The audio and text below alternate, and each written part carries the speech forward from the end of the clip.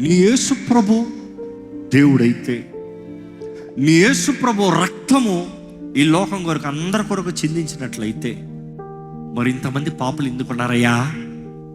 బాధిస్తున్నాడట. ఇంతమంది పాపులు ఎందుకు ఉండాలి? ఆయన దేవుడైతే, ఆయన రక్తం సిద్ధంగా ఉంటే ఎందుకు ఇట్లాగా?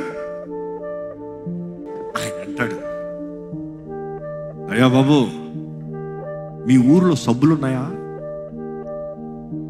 ఎందుకు లేవు? బోళ్ళు ఉన్నాయి. ఎక్కడున్నాయి? సూపర్ మార్కెట్లు ఉన్నాయి.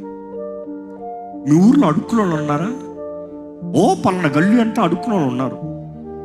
మీ ఊర్లో సబ్బులు శుభ్రం చేస్తాయా? ఓ చాలా శుభ్రం చేస్తాయి, మంచి క్వాలిటీలు ఉన్నాయి. అంత మంచి సబ్బు ఊర్లో ఉన్నట్లయితే రోడ్లు అడుక్కున్నాడు ఎందుకు గబ్బుతో ఉన్నాడు అని అడిగాడంట.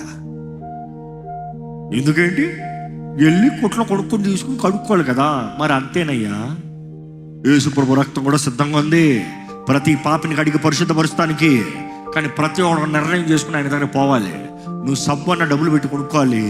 అక్కడ ఏంటంటే ఆయన దగ్గర విశ్వాసంతో వస్తే చాలు. ఆయన దగ్గరకు వచ్చిన వారిని ఎవరిని ఆయన త్రోసివేయడు. వచ్చిన ప్రతి ఒక్కరిని కడిగి పరిశుద్ధపరిచి నూతన సృష్టికి మార్చే దేవుడు నా యేసు ప్రభువుని సాక్ష్యం చెప్పాడంట. ఆమేన్.